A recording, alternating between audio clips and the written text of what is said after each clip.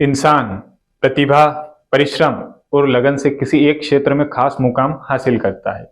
लेकिन अगर कोई इंसान अलग अलग क्षेत्र में हाथ डाले और उनमें अलग अलग खास मुकाम बनाता चले तो उन्हें हम गुलजार ही कहेंगे।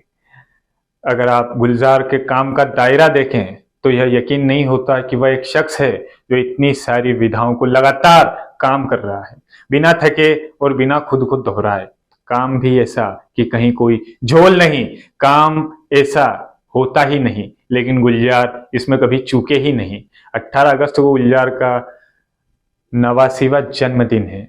इस उम्र में वो सक्रिय हैं और लगभग 6 दशक के लंबे अंतराल के बदलते इस दौर में युवा पीढ़ी की उमंग दोनों को गुलजार ठीक ठीक मांगते रहे हैं। जिस बॉलीवुड में हर शुक्रवार को सितारे डूबते चढ़ते हों, वहीं 6 दशक तक एक खूंटे जमाए रखना कोई हंसी ठट्टा नहीं। यह मौजूदगी कोई कामयाबी के शिखर बनाने भर की नहीं है, बल्कि अपने आसपास की दुनिया से कुछ महसूस करके उसे गुलजार टाइप बना देने की है। इसलिए तो गुलजार आप और हम सबके महबूब हैं। उनके इन शब्दों में कहें तो 89वां साल का महबूब, ऐसा महबूब गुलजार एक दिन में नहीं बने। जीवन के थपेड़ों में उनमें वो संजीदापन भरा जिसके चलते पाकिस्तान के दीना झेलम में जन्मे संपूर्ण सिंह कालरा को एक ऐसे फनकार में तब्दील कर दिया जो तर्क और कल्पना की कसौटी पर शब्दों और दृश्यों का ऐसा तिलिस्म बुनता है जिसमें अपना डूब जाना चाहते हैं। गीतकार, लेखक और फिल्म निर्देशक गुलजार जब वह गाने लिखने बैठते हैं तो पहला ही गाना लिखते हैं मोरा गोरा रंग ईले मोहे श्याम रंग दे। जिस बॉलीवुड की दुनिया में गोरे रंग की चमक धमक कुछ ज्यादा ही है, वहां पहले ही इस गाने में श्याम रंग की चाहत है। स्क्रीन प्ले लिखते हैं तो आनंद जैसी फिल्म जिसका नायक हंसते हंसते पल पल करीब आती मौत के लिए तैयार नजर आता है। फिल्म बनाते हैं तो वो आंधी और मौसम की शक्ल में सामने आते हैं, जहां संवेदनाओं का ज्वार अपने चरम पर नजर आता है। टीवी सीरियल की बात होती है तो मिर्जा गालिब का शाकाहार सामने आता है। मिर्जा गालिब टीवी धारावाहिक की हैसियत कुछ वैसी है जैसे बड़े पर्दों पर मुगले आजम का मान लीजिए। बच्चों के लिए लिखा तो जंगल जंगल बात चली है, पता चला है चड्डी पहन के फूल खिला है।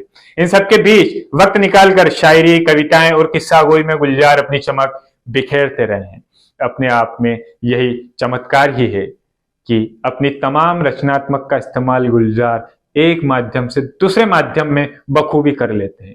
इन सबके बीच अगर आप उन्हें कहीं भी किसी भी टॉपिक के बारे में बोलने के लिए कह दें तो घंटों बिना किसी तैयारी के बोल सकते हैं। वो है गुलजार, वो भी इसे अंदाज में कि हजारों सीट वाले थिएटर हॉल में सन्नाटा छा जाए। हिंदी और उर्दू की चाशनी में घुली उनकी जुबान और उनके रेफरेंसेस, बीच बीच में यह कर गूंजने वाली तालियां। गुलजार के इस सफर की शुरुआत तब हुई जब 1947 के बंटवारे के बाद उनका परिवार भारत आ गया और पिता घर परिवार को चलाने के लिए एक छोटा मोटा कारोबारी काम करने लगे थे। गुलजार बंटवारे के दौर की हिंसा को सालों तक नहीं भूले। तब वे 11-12 वर्ष के रहे होंगे। अपनी आंखों के सामने उन्होंने सैकड़ों लोगों के कत्ल होते हुए देखे, लाखों लोगों को रातों रात उजड़ते देखा। कच्ची उम्र के जख्म जिंदगी भर नहीं जाते। गुलजार के अंदर भी यह पूरा हादसा किसी खतरनाक मंजर की तरह उबलता रहा, सालता रहता है। तभी तो गुलजार लिखते हैं, आंखों का वीजा नहीं लगता, सपनों की सरहदें नहीं होती। आंखें बंद से रोज मैं सरहद पार चला जाता हूँ। माचिस फिल्म बनाते हैं तो उनका दर्द कुछ यूं छलक जाता है। छोड़ आए हम वो गलियां, छोड़ आए हम वो गलियां जहां तेरे पैरों के कंवल गिरा करते थे। हंसे तो 2 गाल में भंवर पड़ा करते थे। तेरी कमर के बल पे नदी मुड़ा करती थी। हंसी तेरी सुन के फसल पका करती थी। लेकिन गुलजार इसी दर्द से सिमटे नहीं रहे। वे कहते हैं कि वक्त के साथ समझ आया कि कम कहने से ज्यादा तासुर है, ज्यादा कहने से अर्थ है डाइल्यूट हो जाते हैं। इसलिए यही गुलजार जब मस्ती के मूड में आते हैं तो बखूबी लिख डालते हैं, गोली मार भेजे में भेजा साला शोर करता है। यही गुलजार जब प्रेम कविता लिखते हैं तो लिखते हैं, तुम्हारे गम की डाली उठाकर जुबा पर रख ली है मैंने। देखो मैंने वह कतरा कतरा पिघल रही है, मैं कतरा कतरा जी रहा हूं। बहरहाल बचपन से गुलजार को कविताएं लिखने का शौक था। गुलजार के पिता का मानना था कि कविता लिखने या फिर कहानी लिखकर आजीविका नहीं चल सकती। लिहाजा वो गुलजार के लिए अपने नाते रिश्तेदारों से कहा करते थे कि ये भाइयों से उधार मांगेगा और गुरुद्वारे में लंगर करके खाना खाएगा। 1950 में गुलजार अपने भाई के काम में हाथ बटाने के लिए मुंबई आ गए। तब उन्होंने सोचा भी नहीं था कि एक दिन वे फिल्मी दुनिया में काम करेंगे। शुरू में एक मोटर गैरेज में भी उन्होंने काम किया, लेकिन धीरे धीरे उनका रुझान फिल्मी दुनिया की तरफ हुआ। मोहे शाम रंग देई उन दिनों की फिल्मी गीतकारों में से एक राजेंद्र कृष्ण के घर पर किराएदार की हैसियत से गुलजार रहते थे। गुलजार वामपंथी रुझान के चलते शैलेंद्र जैसे गीतकारों के संपर्क में आए। बाद में बिमल रॉय के सहायक के तौर पर काम करने लगे, लेकिन लेखन की शुरुआत नहीं हो पाई। शैलेंद्र ने ही उन्हें सबसे पहले बिमल रॉय की फिल्म में गाने लिखने के लिए प्रोत्साहित किया और गुलजार का नाम बिमल रॉय के सहयोगी देबू सेन को सुझाया। इस तरह से 1963 में बंदिनी फिल्म के मोरा गोरा रंग इल मोए शाम दे गीत से गुलजार ने बनाया कि वो यहाँ लंबे समय तक टिकने वाले हैं। बिमल रॉय के निधन के बाद गुलजार ऋषिकेश मुखर्जी के सहायक बने। ऋषिकेश मुखर्जी की फिल्मों में स्क्रीन प्ले और गीत के गुलजार को बेहद कामयाब बनाया। इसमें आशीर्वाद, आनंद और गुड्डी जैसी बेहतरीन फिल्में शामिल है। आनंद के मुताबिक गुलजार को पहली बार फिल्म फेयर पुरस्कार मिला था, लेकिन वह इतने नर्वस थे कि वे इसे लेने स्टेज पर ही नहीं गए। हालांकि बाद में उन्हें यह अवार्ड लेने के लिए 19 बार स्टेज पर चढ़ना पड़ा। कह सकते हैं कि गुलजार को पहले सम्मान के बाद तो अवार्ड लेने की आदत सी पड़ गई, क्योंकि उनका काम अवार्ड समारोह में पदक जीतने के लायक ही होता था। ऋषिकेश मुखर्जी के सहायक के बाद गुलजार बतौर निर्देशक भी काफी कामयाब हुए। उनकी फिल्मों के बारे में अपने परिचय, कोशिक, अचानक, माचिस और आंधी जैसी लीक से हटकर बनी फिल्में शामिल रही है। माचिस के बाद गुलजार ने फिल्म निर्देशन को एक तरह से अलविदा कह दिया। गीत लिखने लगे तो कुछ ही सालों में स्लम डॉग मिलियनेयर के लिए ऑस्कर जीत लिया। बीड़ी जलेले से लेकर दिल तो बच्चा है जी में गुलजार कुछ ज्यादा प्रयोग करते नजर आए और इसमें खासे कामयाब रहे। गुलजार उम्र के आखिरी पड़ाव में है, तो इन दिनों वह अपनी तबीयत का काम करवा रहे हैं। कविताएं भी लिख रहे हैं, रविन्द्रनाथ टैगोर की कविताओं का अनुवाद कर रहे हैं।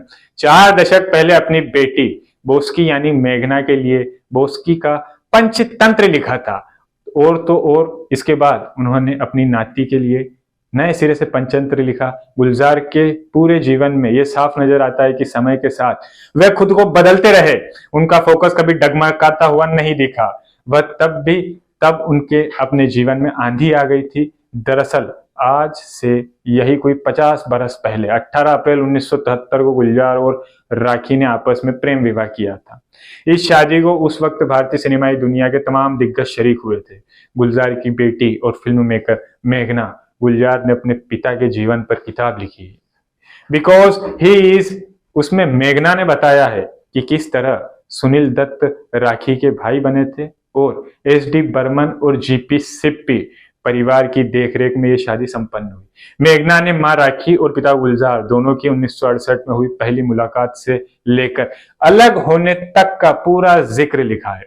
दिलचस्प यह है कि 5 साल की कोर्टशिप के बाद हुई शादी महज 1 साल ही चल पाई और 1974 में राखी और गुलजार दोनों की राहें अलग हो गई। लेकिन इसके बाद 50 साल में दोनों एक दूसरे का साथ निभाया है कि पता ही नहीं चला कि दोनों अलग रह रहे हैं या एक साथ। अलग अलग होने के करीब 45 साल बाद अगस्त 2020 में स्टारडस्ट पत्रिका को दिए गए इंटरव्यू में राखी कहती है कि हम दोनों को अलग अलग रहने में बेस्ट कपल का अवार्ड मिलना चाहिए। हम लोग अधिकांश शादीशुदा जोड़े से कहीं अधिक तालमेल बिठाकर रहते आए हैं। गुलजार और मैं एक दूसरे के लिए हमेशा उपलब्ध रहे हैं। वह मुझे अब भी अपनी पत्नी के तौर पर ही ट्रीट करते हैं। जैसे कि उनका फोन आता है, मैंने डिनर के लिए उन्हें दोस्तों को खाने पर बुलाया और खाने को कुछ भी नहीं है, जल्दी से झींगा कड़ी भिजवा दो, और मैं जल्दी करती हूँ। उनकी पसंद की खीर बनाकर भेजती हूँ। यह सब मुझे पसंद है। दूसरी तरफ बेटी की किताब के विमोचन के मौके पर गुलजार ने याद करते हुए कहा था कि जब हमारा प्रेम प्रसंग शुरू हुआ था तब मैं उन्हें तोहफे में साड़ियां दिया करता था। ऐसा करते हुए मुझे साड़ियों की पहचान हो गई थी। मैं उन्हें सबसे बेहतरीन साड़ी गिफ्ट करता था और आज भी करता रहता हूँ। ऐसे में मेघना के जन्म के 1 साल बाद दोनों अलग क्यों हुए? इसको भी थोड़ा समझने का प्रयास करते हैं। मेघना ने इसका विवरण तो नहीं लिखा, लेकिन यह जरूर बताया कि राखी फिल्मों में काम करना चाहती थी और गुलजार साहब को लगता था कि मां बनने के बाद फिल्मों में काम करना कतई ठीक नहीं होगा। आंधी फिल्म की शूटिंग के दौरान ही दोनों के बीच इस बात को लेकर झगड़ा हो गया, वो भी जब तब यश चोपड़ा ने राखी के सामने कभी कभी में काम करने का ऑफर रखा था। कभी कभी ये एक मूवी है। गुलजार के मना करने के बाद भी राखी ने जब फिल्म साइन कर ली तो दोनों के रास्ते अलग हो गए, लेकिन प्यार बना रहा। और मेघना बताती है कि मेरी माँ राखी ने पनवेल में उसी जगह फार्म हाउस खरीदा जहां पर वह गुलजार से पहली बार मिली थी। अच्छी बात यह रही कि दोनों, गुलजार और राखी दोनों, अलग अलग रहने के बाद भी इसका असर अपनी बेटी पर नहीं पड़ने दिया और ना ही दोनों ने अपने पेशेवर काम में ही डगमगाए। इस मुकाम पर भी गुलजार के लिए कुछ चीजें आज भी नहीं बदली है। मुंबई में रहने के बाद भी गुलजार तड़के 5 बजे उठ जाते हैं और कहते हैं कि सूर्य उन्हें जगाए उससे पहले वो सूर्य को जगाना चाहते हैं। उठने के बाद रोजाना बिंद्रा के जिम खाना क्लब में टेनिस खेले बिना गुलजार का दिन शुरू नहीं होता था। टीवी पर टेनिस और क्रिकेट का मैच आ रहा हो तो गुलजार कोई दूसरा काम नहीं करते थे। वह रोजर फेडरर थे, आंद्रे आगासी और जॉन मैक्रोनो जैसे सितारों के फैन रहे हैं। वहीं क्रिकेट के मैदान में वह सुनील गावस्कर, वसीम अकरम के मुरीद रहे हैं। क्रिकेट में गुलजार का इतना गहरा लगाव है कि वे अपने सपने में कई बार खुद को क्रिकेट खेलते हुए देखते हैं। इन खासियतों के अलावा सार्वजनिक जीवन में गुलजार के व्यक्तित्व के 2 अहम पहलू हैं और वो ये हैं कि वह हमेशा सफेद कपड़ों में ही दिखाई देते हैं। ऐसा क्यों? इसके लिए जवाब में गुलजार ने नसरीन मुन्नी कबीर को दिए एक साक्षात्कार में बताया कि जब वे किसी दूसरे रंग के कपड़े पहन लेते हैं तो लगता है कि कोई अजनबी उनके कंधे पर बैठ गया है। दरअसल एक जैसे कपड़ों को पहनने की अदा को भी उन्होंने गुलजार टाइप कर दिया है। इसके अलावा वो हमेशा उर्दू में ही लिखते हैं। दरअसल इसकी बड़ी व्यवहारिक समझ है कि उर्दू में लिखने होने से उनके गीत स्क्रिप्ट को पढ़ने वाले कम लोग मिलते हैं, तो गुलजार का आइडिया मारना संभव ही नहीं होता। हालांकि ये बात और है कि खुद गुलजार पर दूसरों के नकल के आरोप भी खूब लगे हैं, चाहे वो इनबे बबूता पहन के जूता वाला गाना रहा हो या फिर ससुराल गेंदा फूल। गालिब के शेरों का तो गुलजार इतना इस्तेमाल कर चुके हैं कि खुद ही कहते हैं कि वो गालिब के नाम ही पेंशन खा रहे हैं, जो खुद गालिब नहीं ले पाए। गुलजार आगे कहते हैं कि गालिब का उधार लेना और उधार ना चुका सकने के लिए वह बहाना तलाशते रहते हैं, फिर अपनी खफ्ती का इजहार करना जज्बाती तौर पर मुझे गालिब के करीब ले जाता है। हालांकि बार बार उन्होंने साबित भी किया है कि वे नकल करने में भी खूब कामयाब रहे हैं। गुलजार की शख्सियत में एक खास बात यह है कि वे शांत सौम्य नजर आने वाले। गुलजार के तेज रफ्तार के कार चलाने की आदत भी है और इसके लिए वे जब जब गाड़ी लेकर लॉन्ग ड्राइव पर निकलते हैं, इन तमाम तरह की कामयाबी को पीछे गुलजार की यात्राओं का एक बड़ा योगदान रहा है। वे फिल्म जगत के गिने चुने लोगों में होंगे कि भारत का एक कोना कोना कार चलाकर घुमाए हों। सालों तक अंग्रेजी नहीं बोलना पड़े, इसके लिए विदेश जाने से वो हमेशा बचते रहे। लेकिन जब दुनिया देखने की समझ हुई, इच्छा हुई, तो पैजामे और कुर्ते में ही दुनिया के दूसरे देशों को भी देख लिया। लेकिन गुलजार हम सबके महबूब हैं, तो अपनी गीतों के लिए, अपनी फिल्मों के लिए, अपनी शायरी और अपनी कविताओं के लिए, अपनी कहानी के लिए और अपनी जिंदा दिली के लिए, उनके सिनेमाई योगदान के लिए सबसे बड़ा सम्मान दादा साहब फाल्के पुरस्कार तो गुलजार को मिल ही चुका है। साहित्य की दुनिया में उनका आना जाना होता रहा है, लेकिन अब जरूरत इस बात की है कि साहित्य की दुनिया में सिनेमाई लेखन से अलग विभिन्न विधाओं में गुलजार ने अपने लेखन को गंभीरता से लिया है और आने वाली जो पीढ़ी है वो भी इस लेखन को उसी गंभीरता से ले। तो ये थी कहानी गुलजार की, जिन्होंने अपने हर एक वाक्य, हर एक कहानी, हर एक नगमे, हर एक किस्सा गोई में इस बात को आकृष्ट किया है कि चाहे जमाना युवाणी में हो, चाहे जमाना उम्र के उस ढलते दौर में हो, या जमाना एक नए बसंत की खोज में हो, इन सब में कैसे फिट होना है यह कोई गुलजार से सीखे। इसी तरह की साहित्यिक जानकारी के लिए देखते रहिए नजर टुडे। वीडियो अच्छा लगे तो लाइक करें, शेयर करें, सब्सक्राइब करें हमारे चैनल को। इस हेतु अगर आपका कोई सुझाव हो तो सादर आमंत्रित है हमारे कमेंट बॉक्स में। शुक्रिया।